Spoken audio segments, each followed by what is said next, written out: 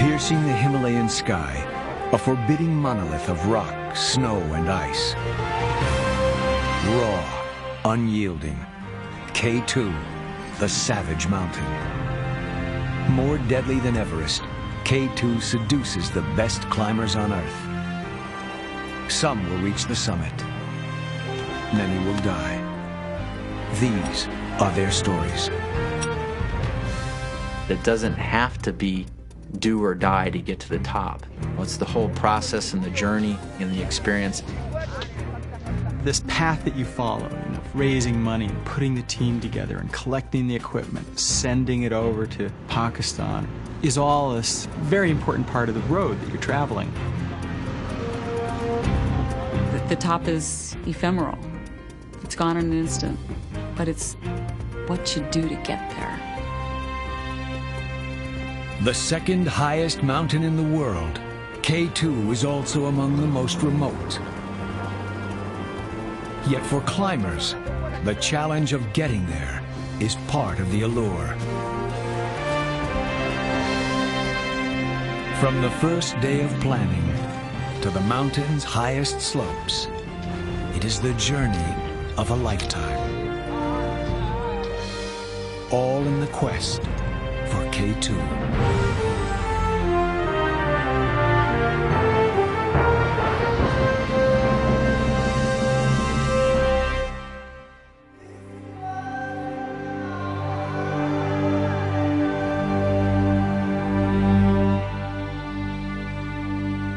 Since explorers first reached this far-off mountain, only the most daring have ventured here.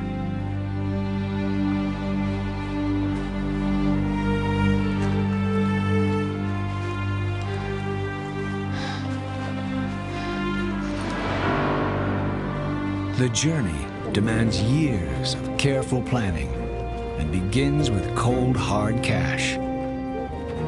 The cost of mounting expeditions to K2 in the 1970s ranged from $200,000 to $300,000 a year. And none of us had those kind of funds available to us personally, so you have to go out and find the money. It says right here how much we need if you add it up. Give an estimate of the camel weight that we're going to pick up in Kashgar. And this should pop out. Even small teams, like the American K2000, must seek funding from a variety of sources. All right, they import the 19% border mandatory bribe. That's for consuming. It's actually going to be less than $16K. But we have $3,380 for tents now that we have to pay for. And the jugs. Yeah, they're great. The porters like the containers. 7 tons of supplies will be needed for just 12 climbers. These things are bulky.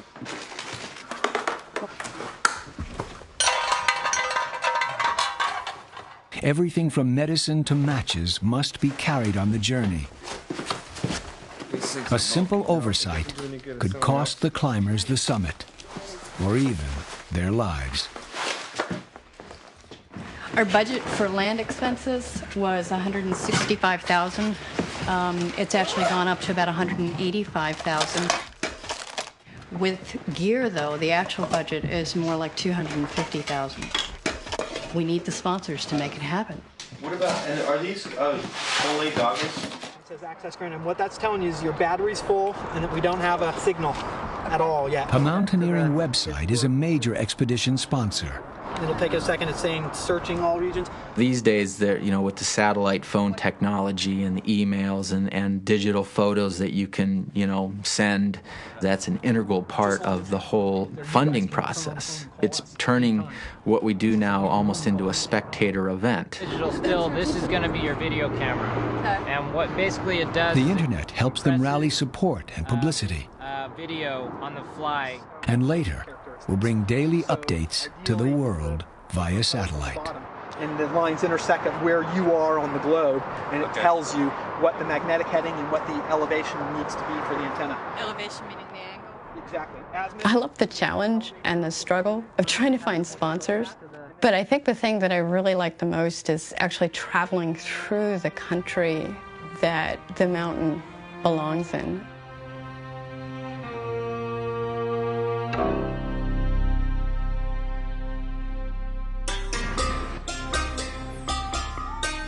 Islamabad, the capital of Pakistan.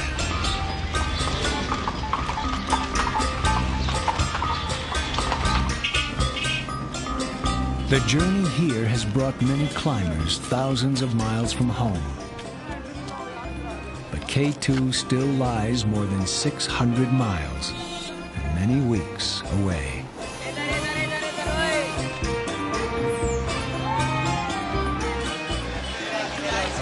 There is little time for sightseeing.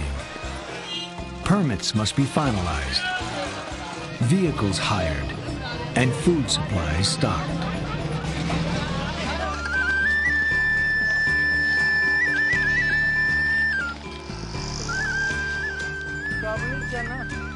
To balance the basic diet of rice and lentils, expeditions buy as much fresh food as they can carry.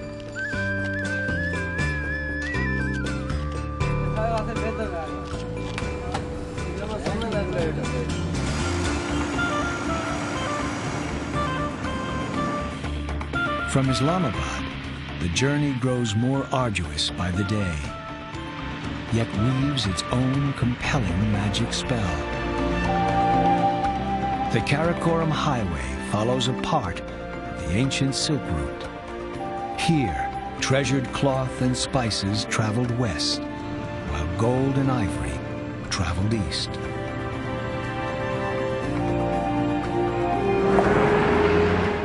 Beyond the highway, unpaved roads wind through the harsh, remote villages of the Balti people.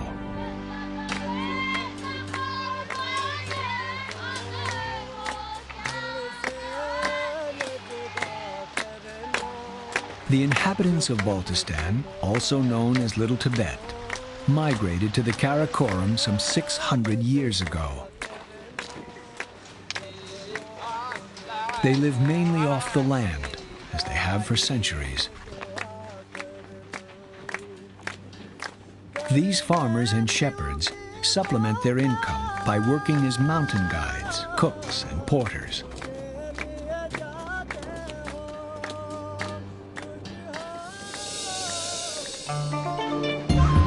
Not all routes to K2 go through Pakistan.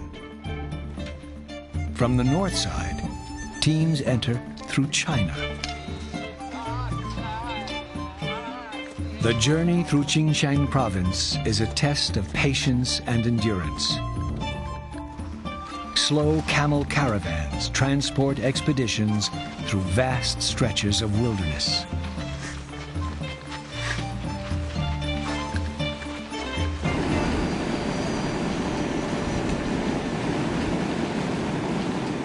When the weather warms and glaciers thaw, the rivers can become nearly impassable. It's right in the summertime and it's warm and the snow is melting and running off and the river becomes very swollen and it's too deep to wade, so you're trapped there. You can't get out. I mean, there aren't very many places in the world that are like that now. For climbers who choose the northern route, the risks are worth the reward. A chance to conquer the mountain's treacherous north face. After weeks of hard travel, the first sight of K2 astonishes even the most seasoned mountaineer. Suddenly we saw mountain and we stayed like 30 minutes and keep silence. I was shocked how it's giant. It's scared because it's the size, the scale is enormous. If you imagine that you need to climb this route many days, no, unbelievable, even for experienced climbers.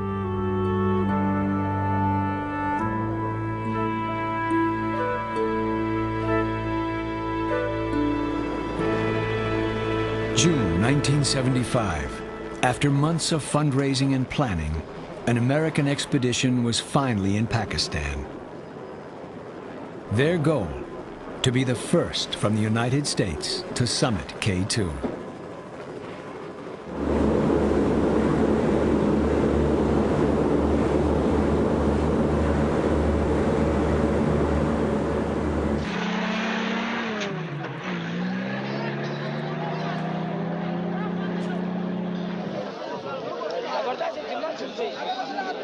the Americans hired 600 local Balties to work as porters. From here to the mountain, the Balties would be critical to the team's success. By law, each man was paid the equivalent of $4 a day. In 2 months, they would earn more than in a year of farming.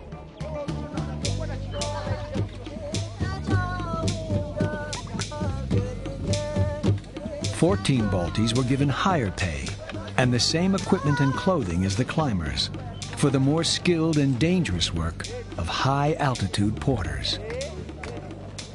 Balties are the backbone of the expeditions.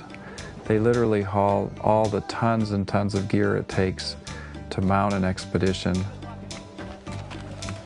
They leave their fields and their families during the most important harvesting times of the year to ferry foreigners up to the base camps.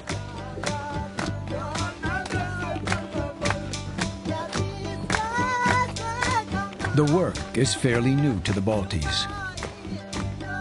When the foreigners first started coming, more in the 50s to 70s, it changed their life a lot.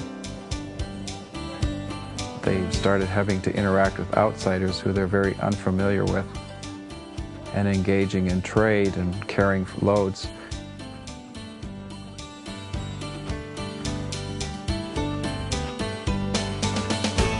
In 1975, the massive loads brought by the Americans meant a windfall for the Balties. We basically tried to take Seattle to K2 with us, and I think we learned a lot. We learned that we didn't need canned goods. We didn't need 200 bottles of oxygen. It was just absurd to have that much equipment with us. We had to hire 500-600 porters to carry all this equipment into the mountain, and of course you've got to hire porters to carry the food for the porters who are carrying your equipment, and it's almost an endless regress.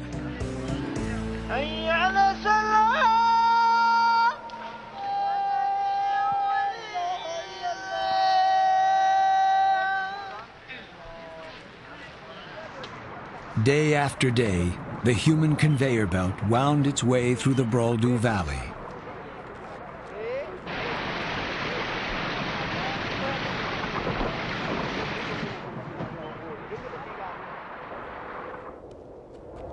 At Herdukas, the team had already walked miles across the glacier that leads to K2. Without warning, many of the porters refused to go any farther, demanding higher pay. With only 20 miles to go, the expedition was about to fall apart. The most serious strike that we had at Herdukas, where the porters were saying they weren't going on and they were turning around. Lou Whitaker pulled out a rupee note and held it in the air and said, "If you don't carry for us, we're not getting to this mountain, we fail, and you're not going to get paid anything, even for the days that you've worked. If we fail, you fail. We'll burn all the money." And he took a lighter and lit the rupee note, left it on the negotiating table, and turned around, and we all walked away. And they watched that burning rupee note, thought about it, and within 5 minutes, we had a deal for them to keep carrying.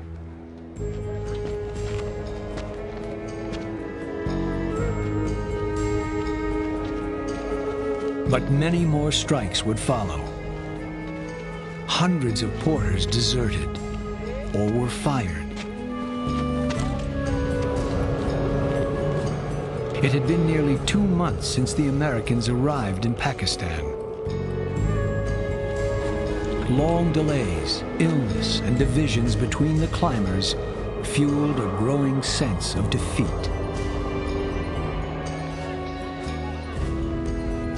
We could see that our total time was being taken away, that our resources, our money, our food, everything else were being drained.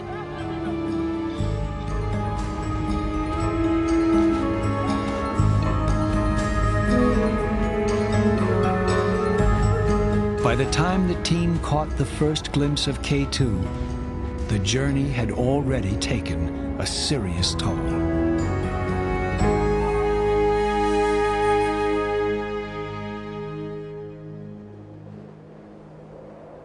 At the end of the long trek, all teams converge at base camp.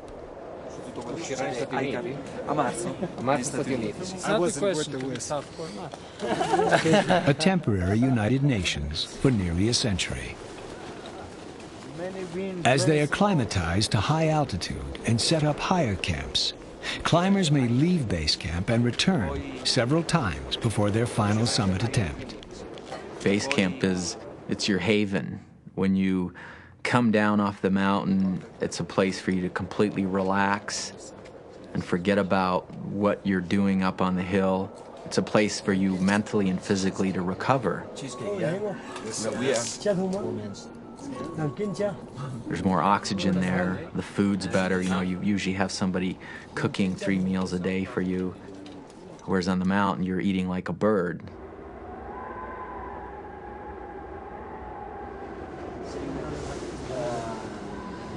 Sometimes you must have more strength to wait and then to... At base camp, climbers debate strategies for their ascent.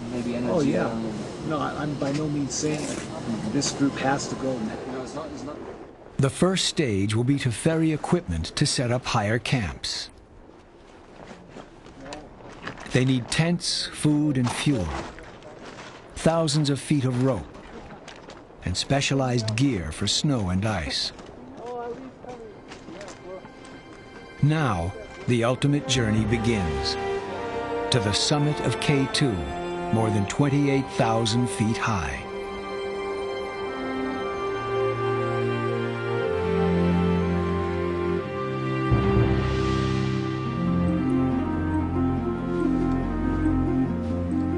The porter strikes were over, the grueling trek behind them. The 1975 American team was finally ready for the assault on K2. Our plan was to establish a series of camps beyond base camp that would enable us to build a pyramid of supplies that would permit 2 or more members of the team to make an attempt on the summit.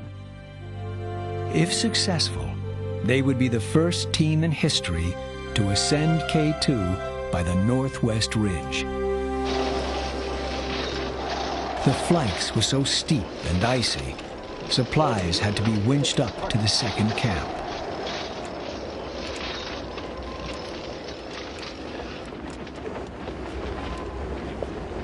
Then, a series of storms trapped them in camp.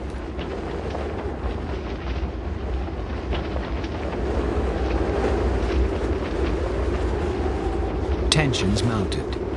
Nerves grew frayed. When they finally attempted the ridge, twice the mountain forced them back. The top of the ridge that went over these series of pinnacles was double corniced, so there was just very dangerous hanging snow. We got onto a knife-edge ridge that might have been possible for very top alpinists moving light with fairly light packs to go across once.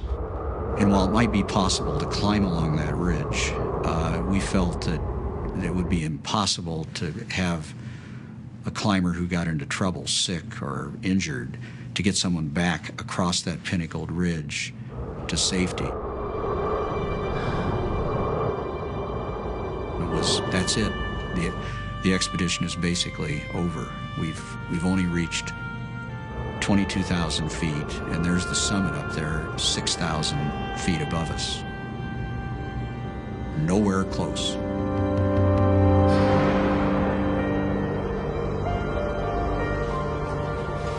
Jim Wickwire and Lou Whitaker would return in 1978 to attempt a different route. But the 1975 American expedition, perhaps doomed from the start, was over. So even as it turned out, if the mountain had not got the best of us in 1975 with the route we were trying, which I think could easily be called an impossible route, if that hadn't happened, if we hadn't had the storms that certainly affected our progress on the mountain, I think the split in the team and the disharmony would have ultimately produced the same result. It was a harsh lesson to come away from that first expedition to K2, having gone there with such high hopes.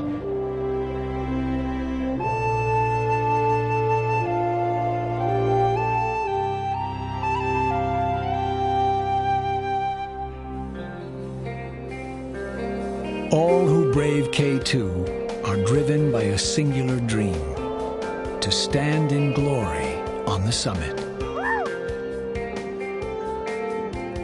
Fewer than 200 have made it. Hundreds of others have tried and failed. But beyond the mountain, many discover rewards of a very different kind. For Greg Mortensen, the trip to K2 led to a final chapter that has amazed even him. In 1993, Mortensen tried to summit K2 and failed, too weak and depleted to go on. I was emotionally and physically exhausted. Two porters, Musafer and Yakub, from a local village near K2, helped me off the mountain from base camp back to their village. This is about a 7-day walk. Mortensen wanted to give something back to the people who had given so freely to him. He found that the village had many children, but no school. I felt that it wouldn't take very much to build a school, and that would be a little I could do in return for all that they had done for me. I sold all my climbing gear, I sold my car, I cashed in my retirement policy with the University of California so that I had more money for this school. But I was still short about $10,000. With a last-minute donation, Mortensen's vision came to life and flourishes even today.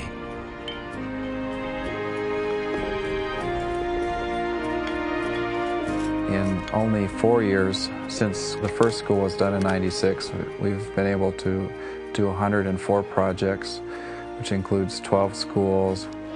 We're supporting 19 schools.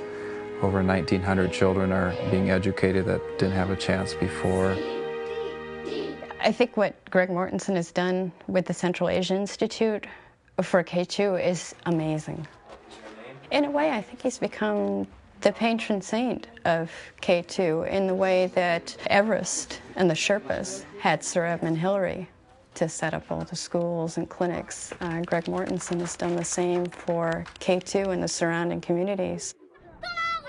For Mortensen and many other climbers, the most rewarding memories are found not on the summit of K2, but among the people and the land that surround it.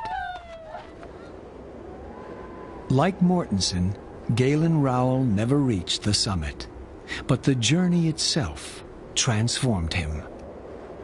I realized that if I failed on a mountain, I'd still had a wonderful wilderness experience. And when I took up photography, if I could bring back photographs that were meaningful, whether the climb succeeded or failed, those were memorable and important to me.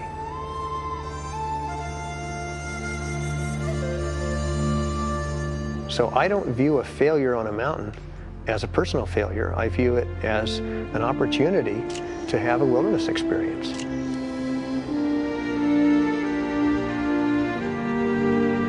Going to K2 in 1975 radically changed my life. Since then, I've been to the Himalaya almost 30 times. I've been back to the Karakoram a total of 9 times. I love open vistas. And I love open ground where you can see the bones of the earth, see it spread out in front of you, see firm granite running up to the summits.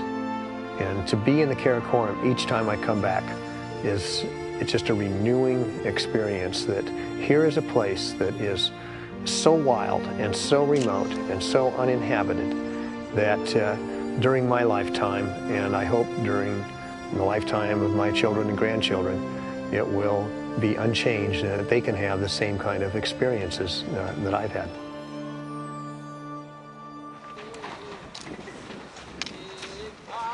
The path to K2 begins with a vision and a dream.